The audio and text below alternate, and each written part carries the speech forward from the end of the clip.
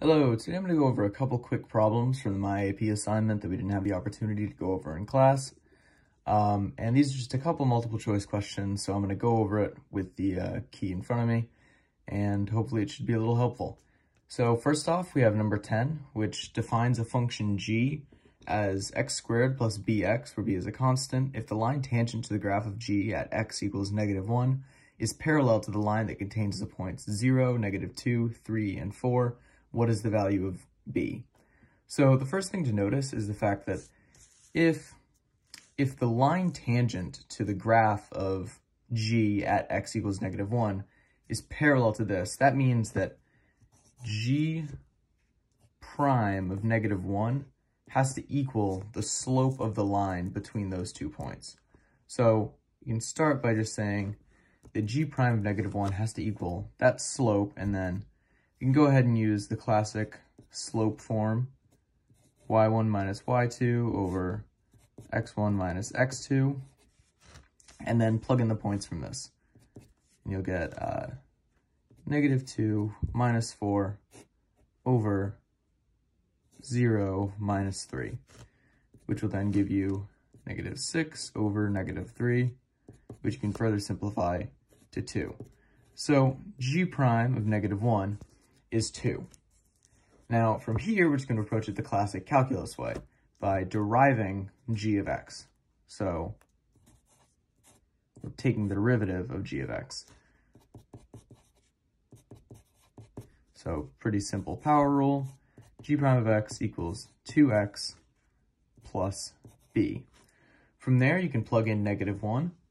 So g prime of -1 equals, and you'll get -2 plus b, Then you can take that and use the result we already got. So -2 plus b must equal 2, and then just solve that, and you'll get that b equals 4, which will give you d.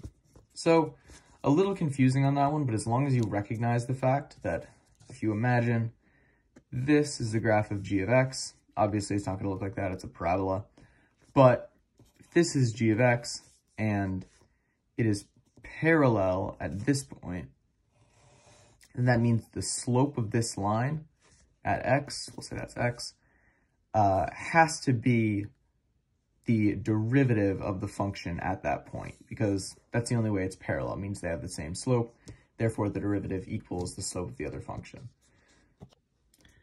All right, now we're going to move on to number 15, which is a little smushed in the camera, but hopefully we can make some progress on it. So if f is a differentiable function such that f of 3 equals 8 and f prime of 3 equals 5, which of the following statements could be false? So the important thing to note right away is that it is a differentiable function. And if a function is differentiable, that also immediately implies that it is continuous. And that's important because a lot of these, if you recognize the definition of a function being continuous, it's really simple and really easy to root out some of these answers. So first off, the limit as x approaches 3 of f of x equals 8. Now, the definition of a function being continuous is that the limit, so if it is continuous at c, then the limit as x approaches c of f of x must exist, and it must equal, well, and then f of c must also exist, and limit as x approaches c of f of x equals f of c. So that's the basic definition for a function to be continuous at a point. And we know it's a continuous function because it's a differentiable function. So the third of these states that the limit as x approaches c, or the limit as x approaches 3 of f of x, equals f of 3, which up here we already know is 8. So because it's continuous, we know this one always is true, so you can rule it out. Now moving on to b, this one is essentially just saying that the limit as x approaches 3 of f of x exists.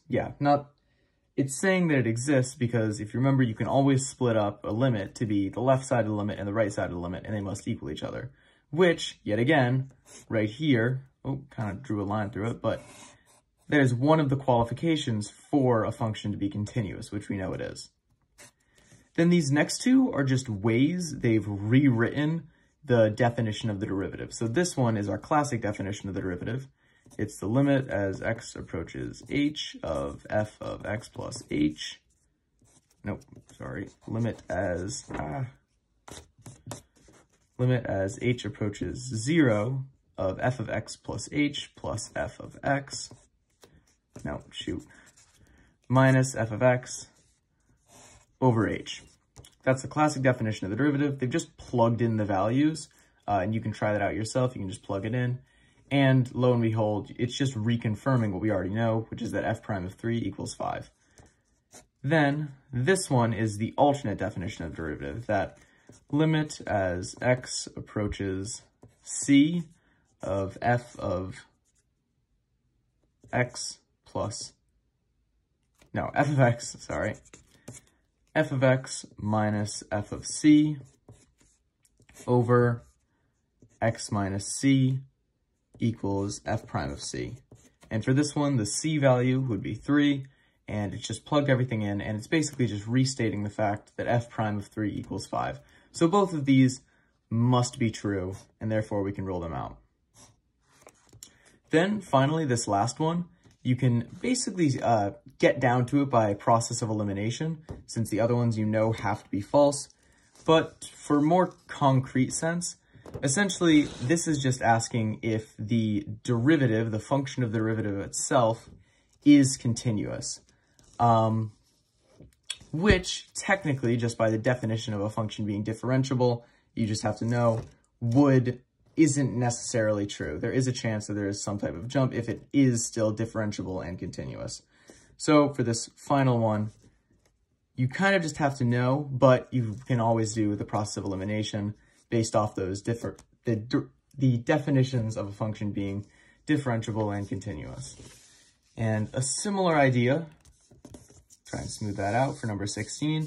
Which of the following statements, if true, cannot be used to conclude that f of 0 exists? So I'm going to start off by looking at B. We'll do A last just because we can do the process of elimination. But it's better to look at why each of these do imply that f of 0 does exist. So first off, we have B. F is continuous at x equals 0.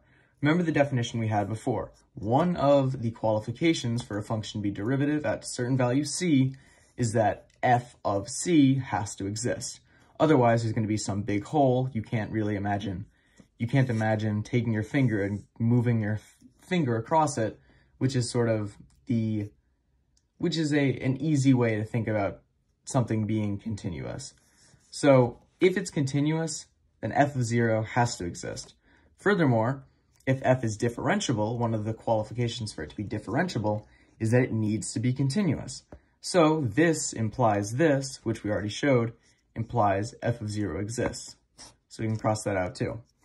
And lastly, D, this one's pretty simple. It's just saying the graph of f has a y-intercept. And if you remember, a y-intercept is when it goes through the y-axis. So if you imagine this is our function, if it's going through the y-axis, and there's that basically saying that there is some value where f of 0 exists. Because otherwise, it would not cross through the y-axis. You'd have to have some type of vertical asymptote or a removable discontinuity or a whole bunch of other things.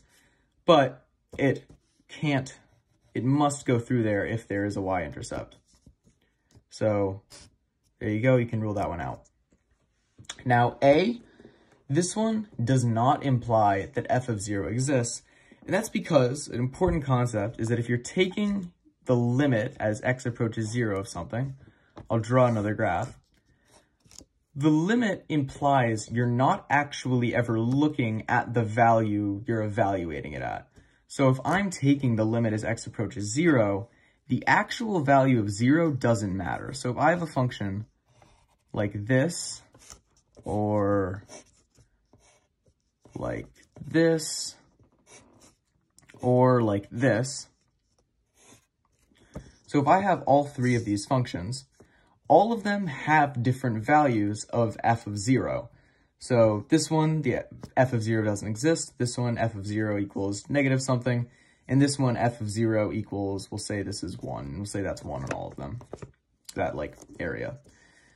So all of these, if you sort of take your fingers and move it close toward f of 0, all of them have the same limit. They all have the limit as x approaches 0 of f of x equals 1. Because when you're taking the limit, you never actually look at the value of f of x itself. You're never looking at this point. You're never looking at it. And it can be anything you want. You're only looking at the points that are immediately close to it, that are right to the right or right to the left. That sounded weird. But essentially, this implies any of these opportunities. It could be f of 0 could exist and just not be the limit as x approaches 0 of f of x. It could be the limit as x approaches 0 of f of x, or f of 0 might not exist at all. It could be any of these options because you don't know anything about the actual value f of 0. And therefore, with this one, you cannot conclude that f of 0 exists. So hopefully that was helpful.